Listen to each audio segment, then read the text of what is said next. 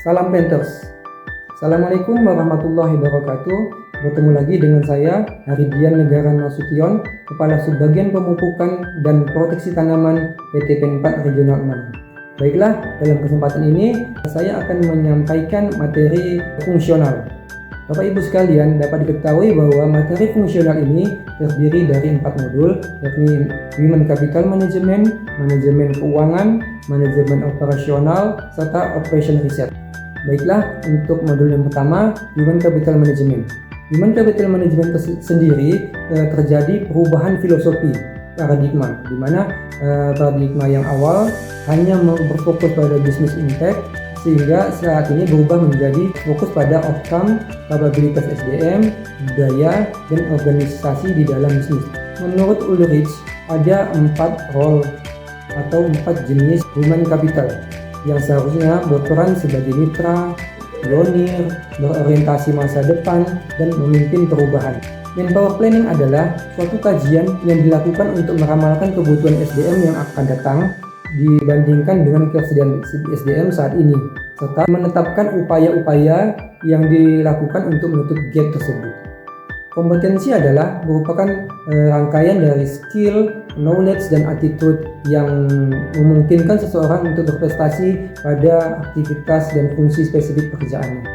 Manajemen kompetensi dan pengembangan SDM yaitu suatu proses membuat, mengelola, dan mengembangkan serangkaian pengetahuan, keterampilan, serta sikap perilaku karyawan untuk memastikan bahwa perusahaan memiliki sumber daya manusia yang memadai untuk menjalankan strategi bisnisnya. Sistem manajemen SDM terpadu berbasiskan kompetensi, maka harus diperhatikan manajemen kinerja, manajemen talenta, dan manajemen karir.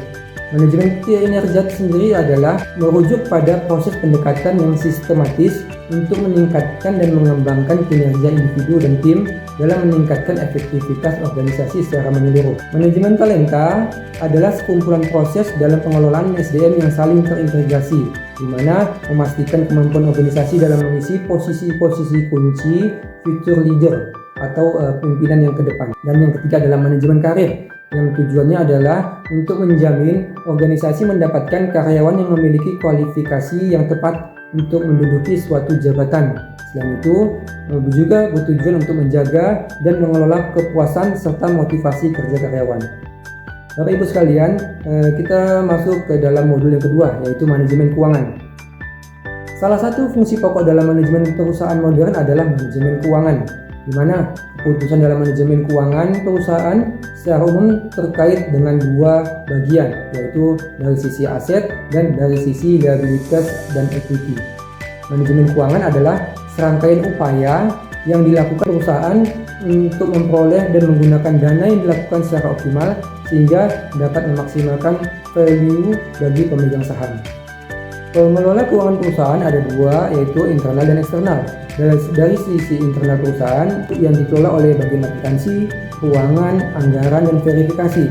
Sementara dari sisi eksternal dikelola atau bekerjasama dengan bank, pasar modal, pemerintah, dan supplier. Dari manajemen keuangan ini akan diperoleh 5 jenis laporan, yakni laporan posisi keuangan, laporan laba rugi, laporan arus kas, laporan perubahan ekuitas, dan laporan keuangan internal. Bapak Ibu sekalian, kita masuk ke modul ketiga, yakni manajemen operasional.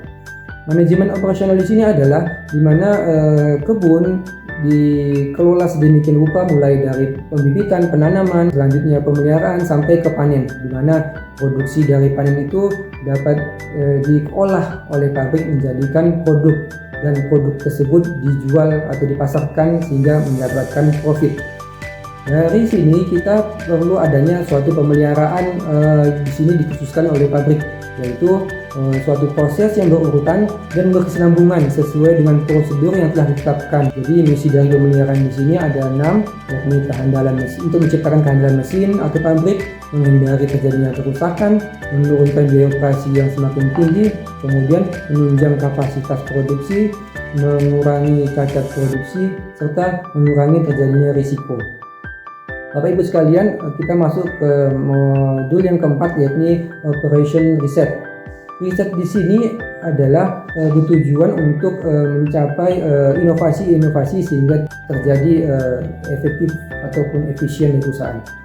Salah satu teknik riset yang digunakan adalah linear programming, yaitu suatu teknik aplikasi matematika dalam menentukan pemecahan masalah yang bertujuan untuk memaksimumkan atau meminimumkan sesuatu yang dibatasi oleh batasan-batasan tertentu.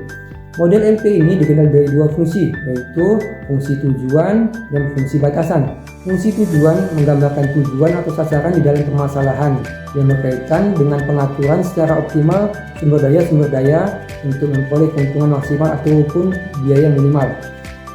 Yang kedua adalah fungsi batasan, merupakan bentuk penyajian secara matematis terhadap batasan-batasan kapasitas yang tersedia yang akan dilokasikan secara optimal ke berbagai kegiatan. Adapun contoh riset operasional di pabrik yaitu pengaruh tekanan uap keluar turbin terhadap daya terbangkit.